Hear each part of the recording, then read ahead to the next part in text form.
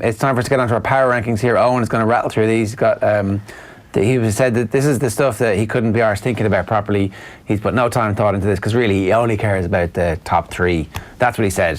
What have you got for us on? No, that's literally the very opposite of what I said. I've been poring over these. We're going to rank every county in the Football Championship from 33 through to 1 over the next week or so. And we're going to start with the first 9. We're going to do 4 slots of this. And we're going to start at the top at number 33, or start at the bottom, I should say, with number 33, which is New York, who, of course, have never won a championship game. Now, you may say it's a little bit unfair given how close they have come in recent years. That 2016 game against Roscommon, last year against Leitrim. But there is no evidence whatsoever to suggest that they're on the upward trajectory, given the fact that they've lost the likes of Jamie Clark and Tom Kniff this year. Neil Collins is over there, but he's focused on his career. Daniel Flynn was at one point training with them this year, but he's of course returned home. So still at the bottom is New York at 33. Spread is 20 points. I'm hearing that they'll be doing well to cover that. Right, that is not good. I hadn't heard that piece of information. 32 is London. They finished bottom of the National Football League this year in Division 4. They lost to Sligo by 10 points last year in the Championship, then Louth by 10 points, and that was their summer wrapped up. So they're basement dwellers as well. London at 31 then, bottom of the teams here in Ireland is Limerick. They were hockeyed by Clare in last year's Munster Championship. They've only managed 2 wins in Division 4 this year, finishing second bottom just above London. Gets symptomatic of the general malaise in Munster football at the moment, Limerick, and a far cry. Do you remember the teams that we used to look at as a potential source of a shock? Yeah.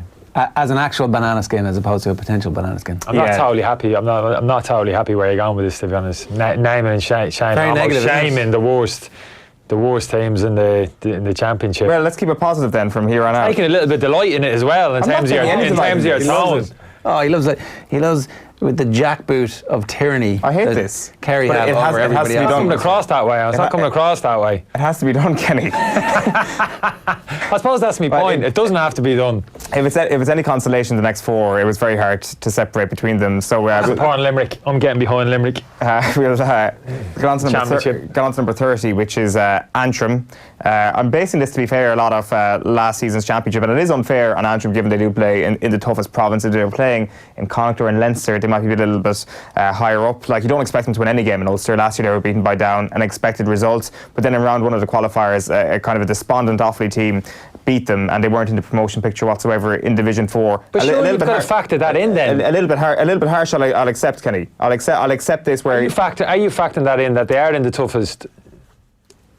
No, you're not factoring that in. Because I mean, he is, because they'll lose their first round of the Championship, and he knows that when the eventual power rankings at the end of the season come, they'll be one of the teams. But you've got enough knowledge of the individual qualities of all those counties. Your knowledge of the Garda is very good. No. So you should be able to make a judgment call on the basis of that, the quality of the individual, the team. You can make a judgment call based on their National League form. And their National League form, to me, doesn't suggest that they... I'm saying they could be as high as 27 on this list, and anyone can make this argument. I'm getting a text from my... But 30 to 27 is their range. And let's move on to... Sorry, no, my Antrim football contacts have been in touch to say that they're pinning this up on the dressing room wall and that they expect the blood of Eoin Sheahan by the end of the year. Well, they don't play against me in the Championship, so I don't care about dressing room wall. They put it but they come in here to be interviewed by you during the course of the season. At least they're higher than 3 other counties. Come on, it wasn't your idea, this. So you were number 29, we've got Wexford. They were the only team beaten by London in the league this year, which is one of the reasons why they're a bit lower down than they might have been. They were beaten by Waterford in last year's Championship in the first round, which is also a mark against them. They did come close to Laois in the Leinster Championship. That's a positive. Finalists last decade. That's a precipitous fall. They were in Division 3 as recently as last year, so that's pretty much the only thing kind of fending off Antrim there in that respect. 28 then, we've got Wicklow. Now Wicklow, they did get a win in the Leinster Championship last year, dumped out pretty easy though by Cavan in the qualifiers. Again, you can't really use that too badly to judge against a Division 4 team. They finished 3rd from bottom in the league. Again, I'll accept, if you want to say that Antrim or Wexford should be higher than them, there's an argument to be made. In my opinion, Wicklow are ahead of them. This might be the most controversial one of this round. At 27, I've put in Waterford. Actually, wouldn't have been a bad idea. I like the sense of progress around Waterford. Like those scenes, as we can see on screen last year when they won their first championship game in forever, was brilliant. They finished with 3 wins in the league this year and scored 5 goals against Wexford in their encounter against them. They love playing against Wexford at this point. So Waterford, fair play, 27 and on the rise, I dare say, Kenny. There's your positivity. Back to some negativity. 26, Sligo.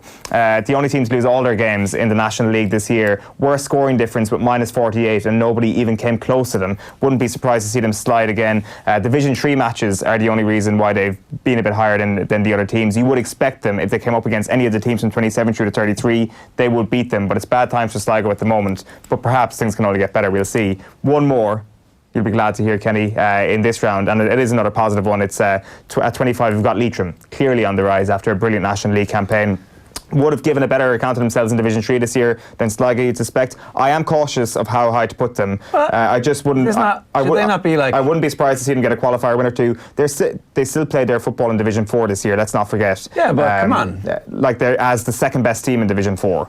Let's not forget as well. So a win against Roscommon and Connacht would obviously propel them to unbelievable heights. Are they not like 18, 19, around that? In your view, they maybe are. For me, Leitrim are the 25th best team in the football championship. These aren't power rankings, these are pain rankings. You are bringing pain, you are spreading mistrust and hatred amongst the GAA fraternity by pitting brother against brother, county against county in these rankings, and you are a hateful, spiteful individual. Talk about staring in the pot. Oh my God. You lost your soul in the street in Tennessee and you have not got it back. Have you not watched that video? I'm all about love.